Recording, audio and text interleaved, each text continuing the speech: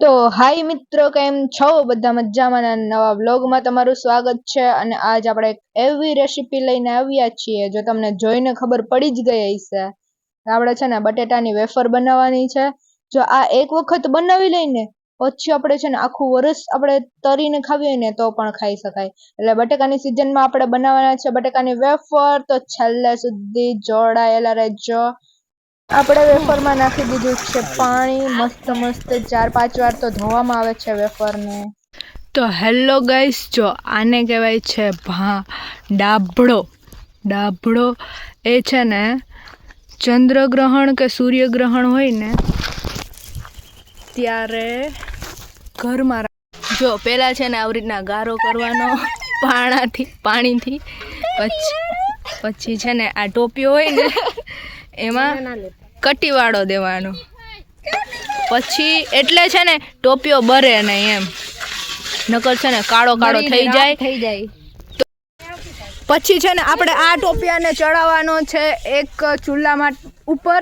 અને એ ચૂલો છે ને બનાવવાનો છે, કેમ કે છે ને નાનકડો ચૂલો હોય ને તો એમાં આ થાય ને. લે મારા મમ્મીએ ચૂલો બનાવી લીધો. જો ગાઈસ, હું તમને બતાવું કે આપણે છે ને કાચરી અથવા વેફર કરવા માટે કેવડા મોટા ચૂલાની જરૂર પડે.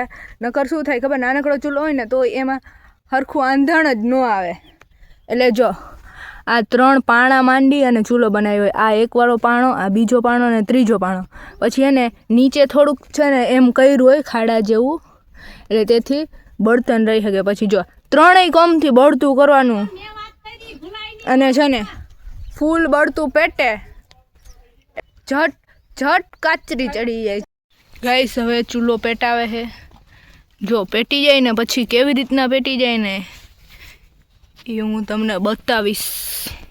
જો ગાઈસ, આપણે આવડો મોટો ટોપ છે, એમાં આપણે બનાવવાની છે વેફર. બાફવા માટે મૂકવાની છે. તો હવે આપણે ચૂલો પેટી જાય પછી એના માથે મૂકવાનો છે ટોપ. હમણાં તો મેં છે ને તડકો ન લાગે ને એટલે આમ થોડોક ઊંચો પકડ્યો. તુજા ધીરે ધીરે ન કરો તને આવશે તાપ.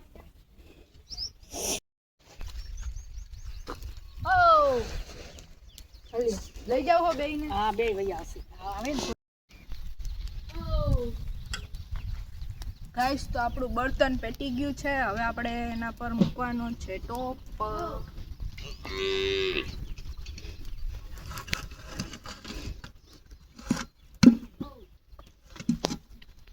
હવે આપણે આમાં નાખશું પાણી અને પછી નાખશું વેફર.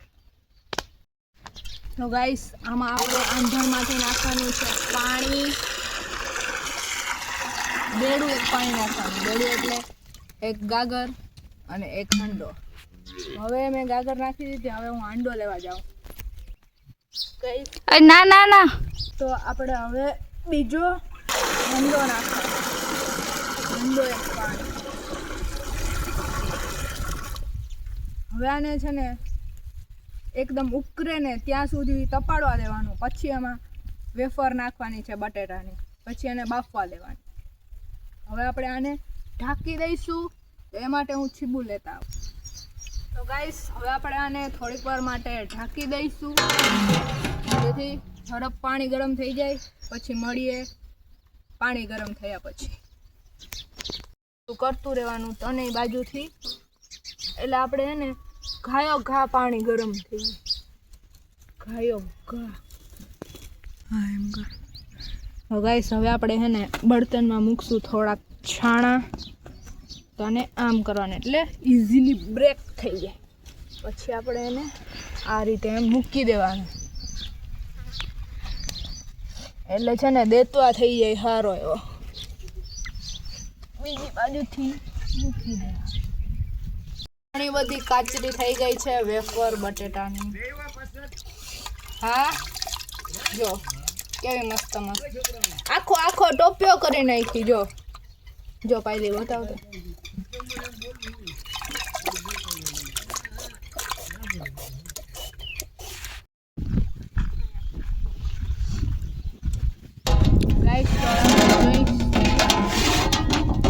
પોઝિશન છે. આંધણ આવવા માંડ્યું છે.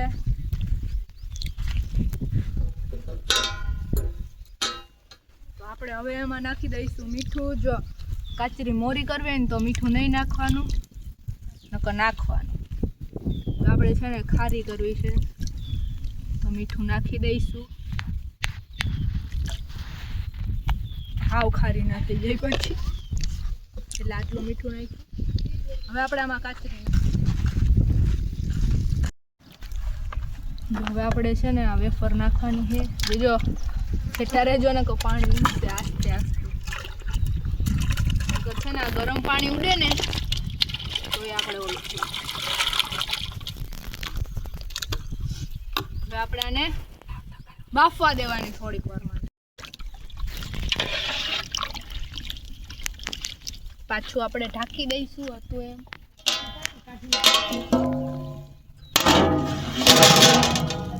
ચલો બહુ હુકવી હો ફરમબેન, કામ પડે તો કહેજો. હા આવી જ જા, તારી જ જરૂર છે. હાજર જ છું આયા. તો મન હુકવવા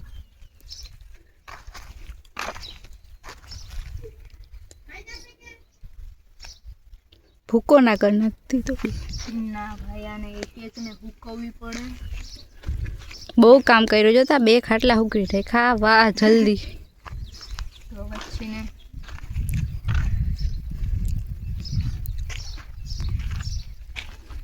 બોલો બીજું શું કેવું છે? બસ હુકવવા માટે છે ને માણસની જરૂર છે. આહા, જો તમે કોઈ નવરા હોય તો આવી શકો છો.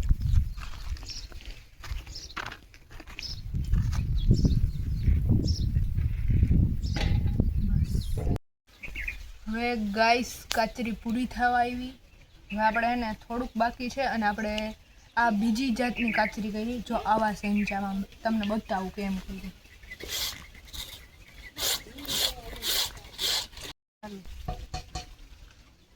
જો આમાં હે ને આવી ઝીણી ઝીણી કાચરી થાય.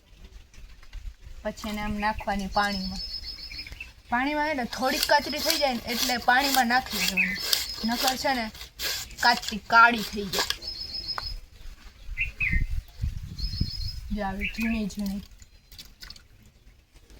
આમાં છે ને હાથની ખાસ ધ્યાન રાખવી પડે, નકર છે ને ઇન્જર્ડ થઈ જાય આપણે, છોલાઈ જાય હાથે આના ભેગા.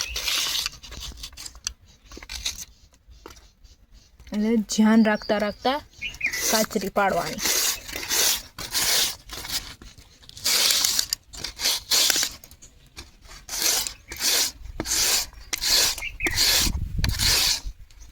જો ગાઈસ કેવડી મોટી મોટી કાચરી પડે, તારા જેવડી છે ને મસ્ત ખમણ. આને ખમણની કાચડી છે.